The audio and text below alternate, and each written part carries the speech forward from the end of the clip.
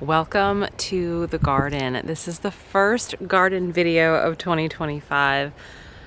I'm really excited to share this with you. Also really overwhelmed. There's a lot of work to do. I'll take you in a minute. I was trying to position the camera because the sun is right there and it's an awkward angle with the sun if I don't have the camera in the right place. So welcome to the Happy Homestead. I'm Amanda. Literally, welcome to the Happy Homestead. This is our just over 10-acre property that we purchased 6 years ago. The goal, as I have said in many videos prior, is to build our forever home right over there, kind of over in that way. And we hope to break ground this coming winter, so in about 9-ish months maybe. Working through that. But in the meantime, we farm here. We do all the things here. And so I think it's really important to understand that, we're always trying to get to where we want to go. Like, if I just had this, everything would be in place. Or if we were just living here, everything would be in place. Or if we just had that bill paid off, everything would be in place, whatever it is. And this is a hard lesson. I'm in my late 40s. I've never said that, but I'm in my late 40s. And it's a hard lesson to learn in life, which is to be content where you are, no matter where you are. Even if you are in the biggest struggle of your life, you are there because you can get through it, right? You can get through it, and there are lessons to be learned, and there is gratitude to be had in all of our trials and tribulations. And so while over the last 6 years we would have loved to have lived here, we're making the most of where we're at, right? Being in our suburbia home. And then here with, even though there's no water, there's no electric, if you follow along, I haul water out here multiple times a week during the summer. It's crazy, but hey, it works and we're able to grow still an abundance of food. So no matter where you are, be content, think outside the box and make it work for you. So we're going to go into the garden. I'm going to show you kind of some things that are coming up and like what I have planned. Another day, I will take you to the orchard. The orchard is all the way up there. And I will link the video above where almost a little over a year ago, we put the orchard in. And so those trees, while they are more than a year old, because I've had them in pots for a couple of years and I bought them as 2 or 3 year rootstocks, they've been in the ground in their permanent home for a year. And I've already done so much more work in the orchard, but I'll take you there another day. I'll take you into the woods another day, because another thing we've got going on here on the homestead is people talk about food forests. I'm not really making a food forest because the critters will eat my food. But I am populating the forest with all kinds of wonderful plants, medicinal, some just beautifully ornamental, and all kinds of other value in our woods to make it more pretty. Okay, also the bees. We have 4 beehives. And that's not what's flying around me. These are like little gnats. But we have 4 beehives. They all survived the winter. They are so strong. My husband last year kind of took over the bee job. And he's handling it fantastically again this year. So I have no doubt we will have a lot of honey again this year. We still have so many gallons of honey from previous years. But again, what a blessing. I'm very content with that. Let's go into the garden. I gotta put my hat on because I'm afraid sunglasses isn't really gonna do the trick. And this way I can see and you can see half of my face. We're at the entrance. So surrounding my garden and the orchard is a Premier One electric fence. I'm not affiliated with them, but I highly trust their products and believe in their company, and they've never steered me wrong. So this is the electric fence we use. I don't have the Energizer out here to actually charge it, so it's not electrified right now. During the winter, I bring that in, and then it's actually in our garage. I need to charge that up. So I need to go plug that in very soon and make sure they're all charged, ready to go, and then we'll put them back out. But during the winter months, there's nothing I need to necessarily protect the garden from. But for the most part, now, last year we had some mishaps with a really big bunny. But most part, it keeps out the deer, possums, raccoons, bunnies, whatnot. I'm sure I'll have a bunny issue again this year. Over the winter, over January, we had a little bit of snow on the ground, and I was like, oh, this is my chance. This is my chance to see if he's coming in. Because in one of the long raised beds up there, I had planted beets and carrots, and my beets and most of my carrots, I still have a handful left, have disappeared. And I was like, how is he getting in here? And so with the snow on the ground, I was able to see where he got in. More importantly, I was able to see the size of his paw prints, his footprints, and they were huge. I'll see if I can put that in the video up on the screen here for you to see. But his paw prints, I keep saying paw prints, his footprints were huge. So it's a big arse bunny. Hopefully we'll keep him out this year. But this is the entrance. I've got another gate opening at the very top, but this is the one I primarily use. I'm able to drive up here. And so this garden was the original garden that we started here on the property. And the goal was to grow our annuals, right? Our tomatoes, peppers, beans, eggplant, squash, those types of things. And it still is. That is still the primary goal. But as you may know, right, when you start gardening, like, you're going to grow all the things. You're going to go 0 to 200 in about 5 seconds. And so I have so many other things in here. I've got chives, some echinacea plants, lavender, thyme, oregano, tarragon, marshmallow, rosemary. The garlic is in here. Right here in front of me in this pot, this is motherwort. This is a medicinal plant. And then over on this side in that pot is boneset, right in front of that huge rosemary bush. And so I have other kind of medicinal plants in here, and they're in pots because that's not going to be their permanent home. At some point, these two plants and anything else in pots will be moved to their permanent home on our farm. Plantain, comfrey, a lot of comfrey.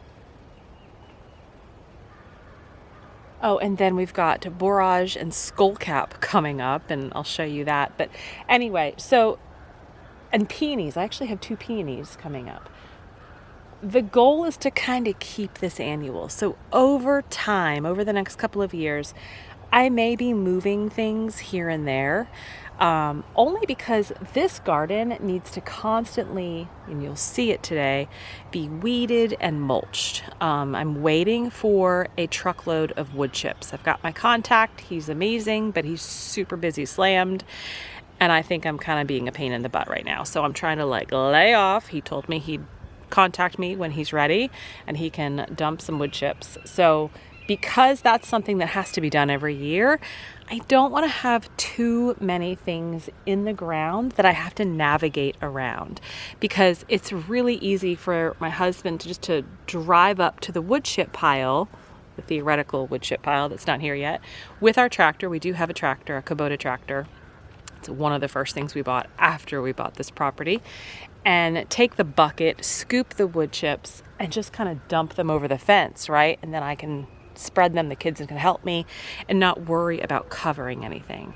So because I have so many things that are perennials that come up right now and they're starting, it's a little harder to do that. And so it just makes the whole process just a little bit more tedious. And so over the next year or two, I want to try to simplify that as much as possible to make this easier to maintain in the off season. All right, so now we're like in the middle of the garden. So I'll show you, you can kind of see that's the entrance we were just at. These are all Egyptian walking onions. They look amazing. I planted those, I think 2 years ago. I don't know if it was last year or the year before. But what I love is that, so these are the ones that I planted. But then down here, there's like little babies, and I could see a baby right here. So we don't successfully grow onions, or maybe I should just say me. I don't successfully grow onions. That is one thing I purchased from Azure Standard. But the Egyptian walking onions is a really good kind of alternative, and not necessarily to grow our own year's worth, but just to supplement and have kind of that fresh onion when needed, if we run out at home, whatever the case. So I'm actually really happy with those. And then behind that is the garlic. I'm not sure if you can see. That is a soft neck garlic. We've got some weeds coming up. And then this is all borage. These kind of like rounder, broader leaves. This is one plant that I purchased, I think 2 years ago now. And it just spreads like crazy. The bees absolutely love it, and it puts off these really beautiful, like purplish, bluish flowers. So that is something that I will never be able to contain going forward. So if you plant borage, just be aware it's gonna spread, but it is beautiful and pollinators love it. Then in front of the borage, I don't know if you're able to see this. Here's the sign, but down here is skullcap. Skullcap, I think, is part of the mint family, the Lamaceae family, and it is coming up everywhere. So I made that mistake of planting the skullcap. I think I planted that last year because it's a medicinal plant. It's a nervine. It's really good for sleep and calming, and I use it in my sleep tincture, my Sweet Dreams tincture, as well as in teas that I make myself at night. I'll never have to buy it again because this is gonna go crazy, and I'm just gonna let it. I mean, I'm gonna pick it and harvest it as needed to kind of keep it in check, but anything in that Lamaceae mint family, just be aware, put it where it can go wild, or put it in a pot. This is one of our raised garden beds. I put these in last year, and I'm really happy with most of them. There's one of them that I kind of need to fix up a bit. But in here is strawberries, and then I have some cilantro babies that kind of overwintered on their own, as well as a couple of carrots that just showed up. So I don't know entirely what I'm gonna put in this bed this year. Last year I had our cardinal basil as well as our holy basil, our tulsi, and they just got, or maybe no, it was just the holy basil. Cardinal basil was up there, and it just got out of control. So the holy basil, I'm probably gonna do in the ground, maybe in the orchard. But in fact, I can actually see little holy basil babies coming up right now because it spreads its own seed. So we've got this garden bed that I am trying to use a lot of these for some of those root vegetables.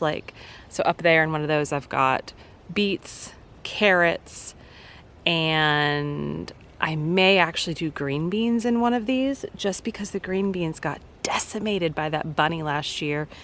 Not that he can't get up here, but maybe they'll have a better chance. Who knows? I am so excited about this. This is a peony. There's two of them. There's this one and one up there. Now originally there were three. There was another one, I think, around here. That one has not survived, but this one and the second one look fantastic. This is chives, this is tarragon, and that's marshmallow coming up. I gotta move that cardboard box, but all that greenery over there is marshmallow. The peonies I'm super excited about. I have never grown peonies in my life. I've never even bought peony flowers, but I know they're beautiful. And I bought those three plants, two that survived. I think it was for $16 or $17 each, and I bought them at Lidl. Lidl is like a relative to Aldi here in the United States, kind of like a discount store. And every spring, Lidl sometimes has really cool little plants that are available for a lot less than other places. And so I am so excited to see how these peonies grow. Now, I know they can get big, and eventually I may regret having them right here, but I think they're gonna bring so much beauty to the garden. Do you hear that?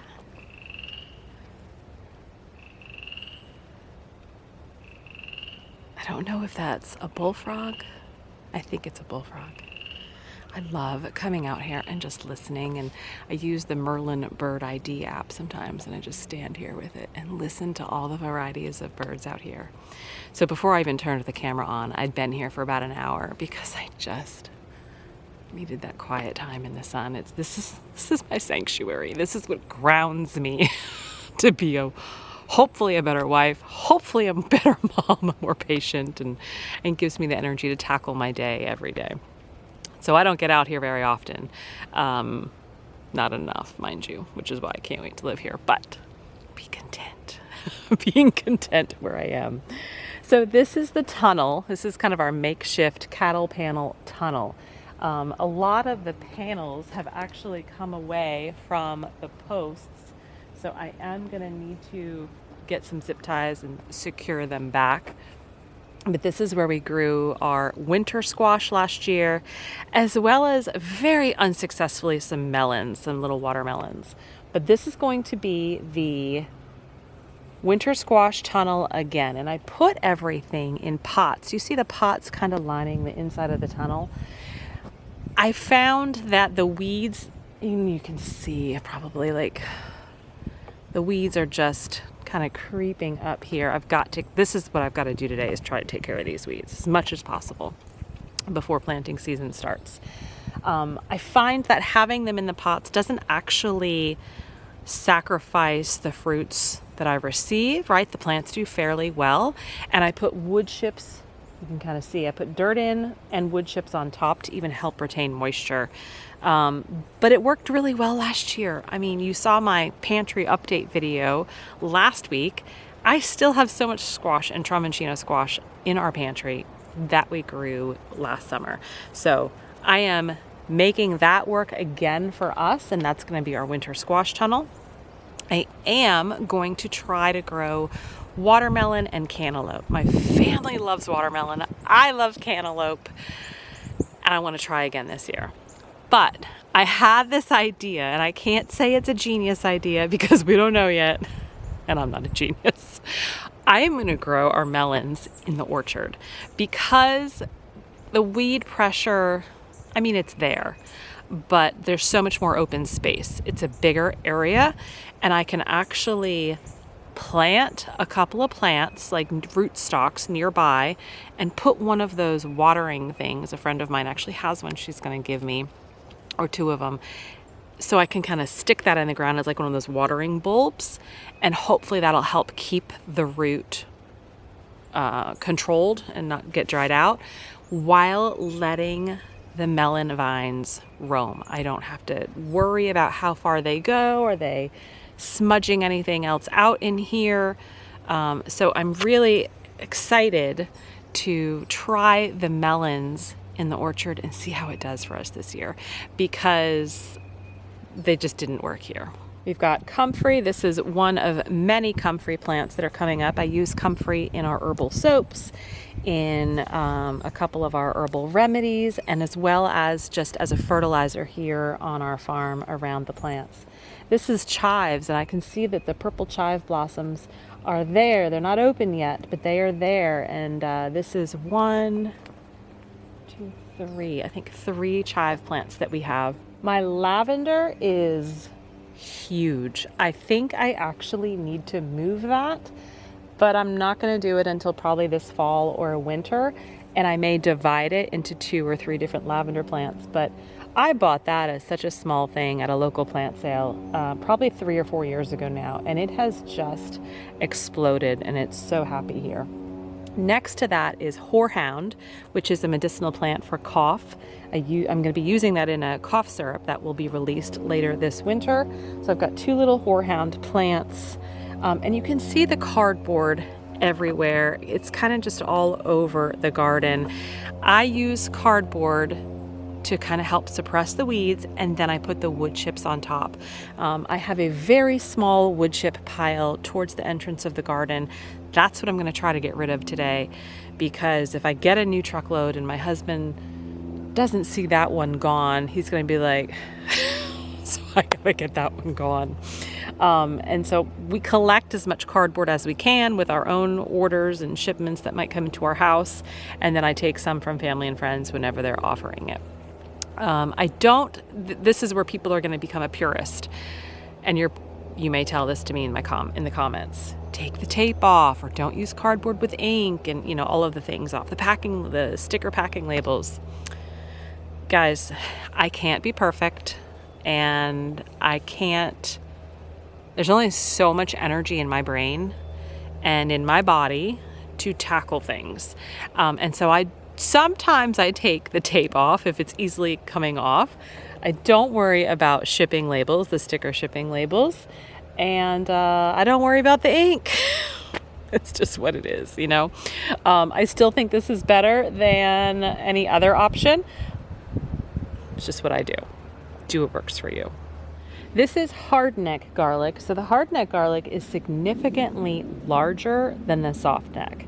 All our garlic will be harvested around June, July-ish time frame. But what I want you to look at is everything around the garlic. Oh, here's the other peony. Can you see this? This is my second peony that is alive. But all these plants here, I'll try to get one. Every time I do it, it breaks though.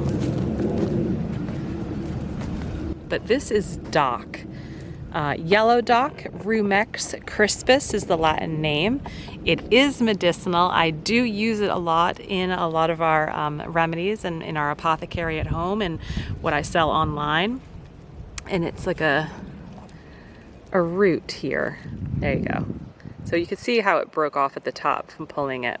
But yellow dock is very good for iron, anemia.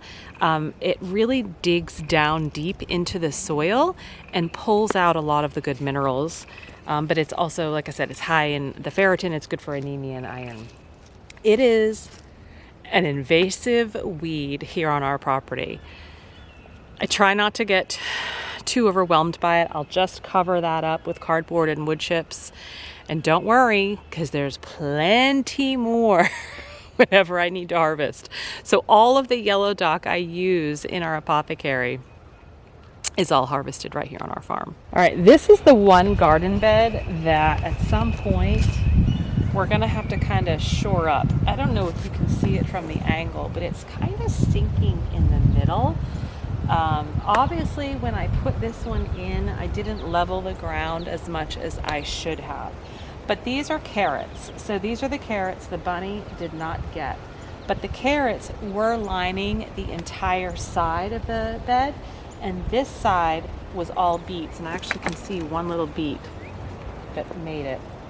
But this is where the bunny was coming and snacking, and he was getting in actually right around here, which baffles me. I mean, I could see he was just kind of getting under the fence, even though the fence was electrified. So that makes me realize that, I may need to make sure that nothing is weakening the shock, because he clearly didn't care.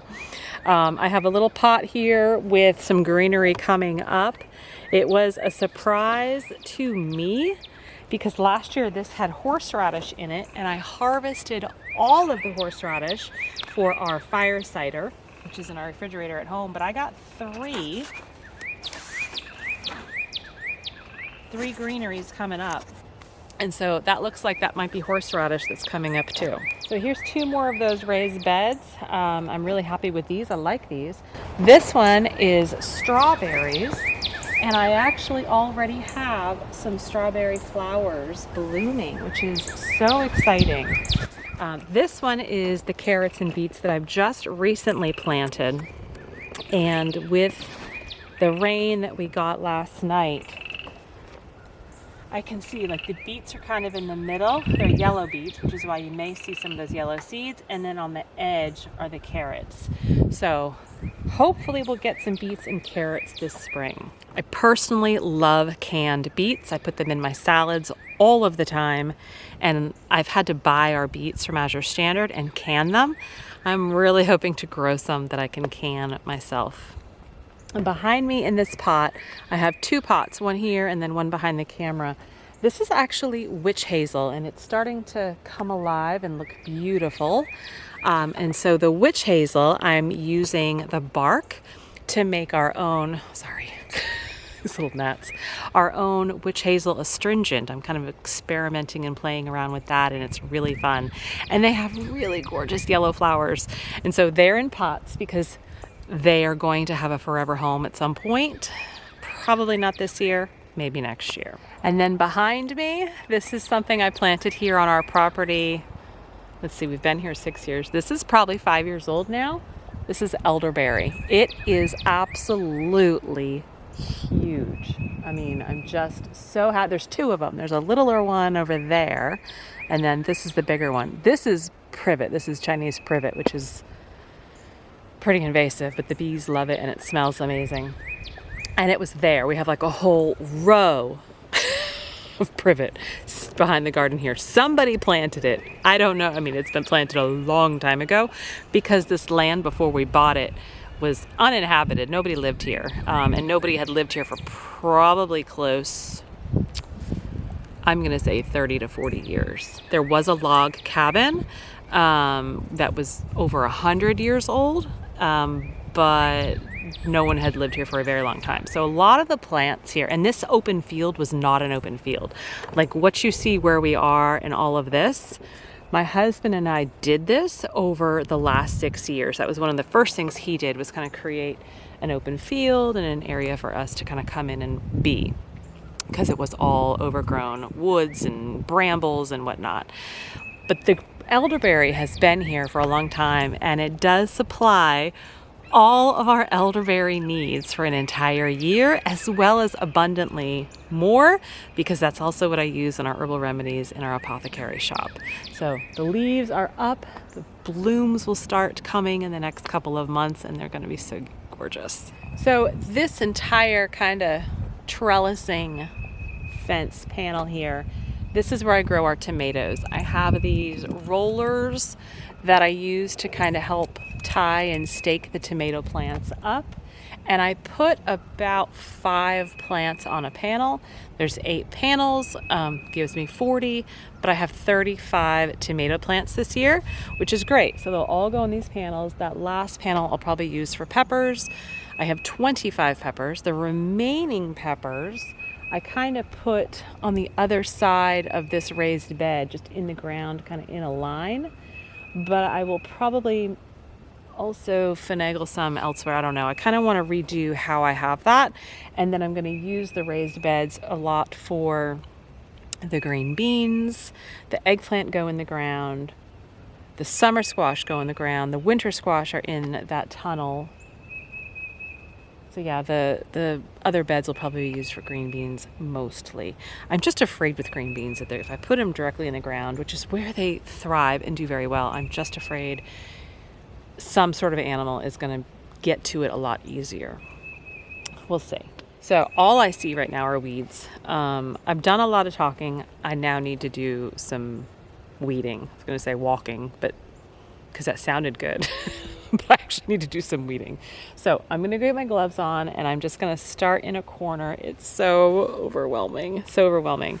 No, I'm not doing weeding. I am going to take cardboard where there's a lot of weeds, cover it up, use my wagon, and use the wood chips. That's what I'm going to do. I'm going to just cover and mulch and go from there. I'm trying to think very methodically about this. I think I'm going to do in the squash tunnel because there's a lot of weeds, which means I have to move these pots, but then I can spread cardboard down and use the wagon with the wood chips in here. And the reason is because a majority of the rest of the garden can be accessed with the tractor bucket dumping on top, and then I just have to make sure I clear away for existing plants. But the tractor can't really dump back here. So I'm hoping I'm making the right decision, but that's where we're going to start.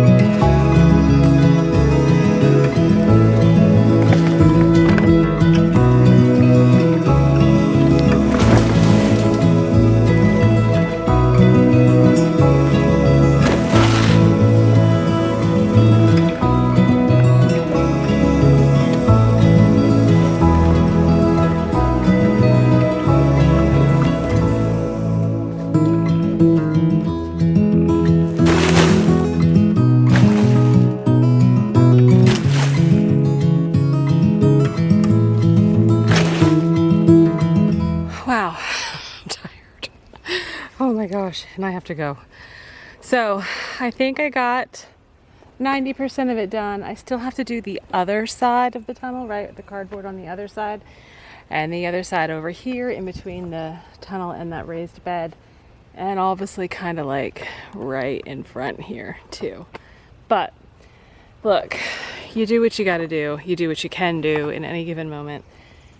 I made progress. I knew that I wasn't gonna get everything done today because I am on a limited time schedule, but also I wanted to be able to leave here and feel like I accomplished something. I did something. And so at least that I can feel like that. I still need to rake it smooth and put all these buckets back, but the rake is down in the orchard, and so that is a problem for another day. Thank you for joining me today in the garden, the first garden video of the year. So many exciting things to come. That's the beauty of gardening season, am I right? Like, it doesn't matter what happened before. Last year, previous years, it doesn't matter. Every year is a new year to try something new and to have some success. And I will see you next time. Stay healthy, stay well. Bye-bye.